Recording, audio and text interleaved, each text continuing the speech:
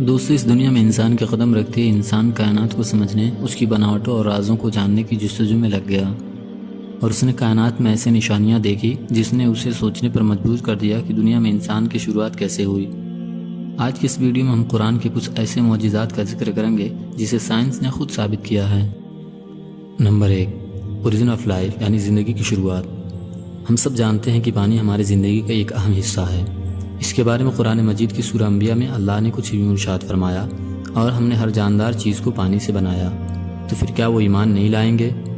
آج ہمیں سائنس بتاتی ہے کہ زمین پہ رہنے والے ہر ایک چھوٹے بڑے جیو کے سیلز پانی سے بنے ہوئے ہوتے ہیں۔ مثلا کسی بھی انسان کا اگر سیلز کو اسٹڈی کیا جائے تو وہ 70% پانی سے بنا ہوا ہوتا ہے، اور اس کی حقیقت مائکروسکوپ کے بعد ہی ممکن ہو پائی ہے، جس کا آوشکار 12ویں صدی میں ہوا۔ لیکن قرآن نے اسے 1400 سال پہلے بتا دیا کہ زندگی کی شروعات کیسے ہوئی۔ دوستو، نمبر 2 پر ہے لوہا، جو ہمارے زمین پر مختلف صورتوں میں پایا جاتا ہے، مگر یہ زمین کی دھاتو نہیں ہے بلکہ یہ آسمان سے یہاں آیا ہے۔ یہ اپنے آپ میں خود چونکا دینے والی بات ہے، مگر یہ حقیقت ہے۔ سائنس نے ایک کھوج نکالا ہے کہ اربوں سال پہلے کچھ ستارے دھماکے سے پھٹے، اور یہ میٹرائٹس یعنی بڑے بڑے پتھروں کے ذریعے یہ لوہا ہماری زمین پر آیا، جس کا ذکر 1400 سال پہلے قرآن کے سورہ حدید کی میں ہمیں یوں ملتا ہے۔ اور ہم نے لوہے کو زبردست طاقت دے کر اتارا تاکہ انسان اس سے فائدہ اٹھا سکے۔ نمبر 3، آسمان، جو کہ ہماری حفاظت کرتا ہے، جو زمین کو سورج کے الٹرا وائلٹ شعاعوں سے بچانے کے لیے آسمان ایک اہم کردار ادا کرتا ہے۔ اگر آسمان نہیں ہوتا تو سورج کی ریڈیشن زمین پر زندگی کو جلا کر ختم کر چکی ہوتی۔ آسمان زمین کے چاروں اور لپٹے ہوئے کمبل کی طرح ہے، جو زمین کو جما دینے والی ٹھنڈ سے بچائے رکھتا ہے۔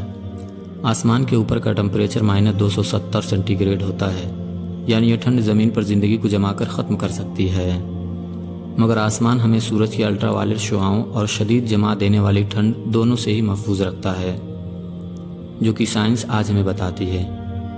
لیکن قرآن میں اللہ نے آسمان کا ذکر کرتے ہوئے کچھ یوں فرمایا کہ ہم نے آسمان کو ایک محفوظ چھت بنایا، اور وہ لوگ اس کی نشانیوں سے منہ پھیر لیتے ہیں۔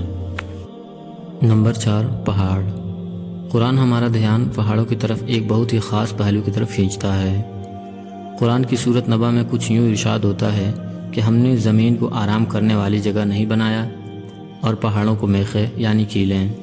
قرآن کا مفہوم یہ ہے کہ پہاڑوں کی جڑیں زمین کے بہت اندر تک دبی ہوتی ہیں، اور اس کی تصدیق جیو فزکس فرینک پرینس کی لکھی ہوئی کتاب دی ارتھ میں ملتی ہے کہ پہاڑ اصل میں ایک کھوٹے کی طرح ہوتے ہیں۔ وہ جتنا زمین کے اوپر ہوتے ہیں اس سے کہیں زیادہ وہ زمین کے نیچے ہوتے ہیں، جس کی ایک مثال ماؤنٹ ایوریسٹ، جو کہ دنیا کی سب سے اونچی پہاڑی مانی جاتی ہے، جو کہ دنیا کی سب سے اونچی چوٹی مانی جاتی ہے، جس کے زمین کے اوپر کی اونچائی 9 کلومیٹر ہے، جبکہ اس کے زمین کے اندر کی گہرائی 125 کلومیٹر کے قریب ہے، اور اس کا پتہ 20ویں صدی کے شروعات میں پلیٹ ٹیکنالوجی کی تکنیک کے بعد میں ہی ممکن ہو پایا ہے۔ نمبر 5، سورج کا گھومنا۔ دوستو، سائنسدان پہلے یہ سمجھتے تھے کہ سورج ایک جگہ پر ٹھہرا ہوا ہے اور یہ کوئی گردش نہیں کرتا۔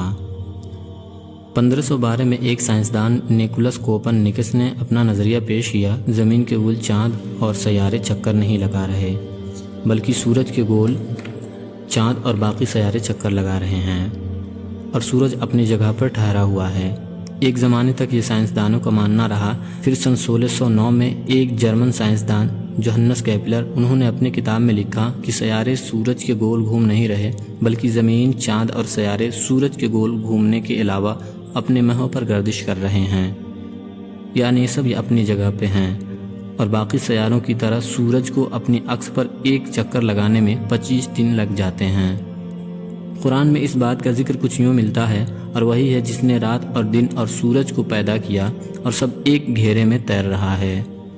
ایک زمانے تک دوستو فلکیاتی سائنسدانوں کے مطابق قرآن کے اس دعوے کو غلط سمجھا جا رہا ہوتا، لیکن آج ہم جانتے ہیں کہ قرآن کا سورج کی گردش کے مطابق یہ دعویٰ آج کی سائنسداں بالکل سچ ثابت کرتی ہے۔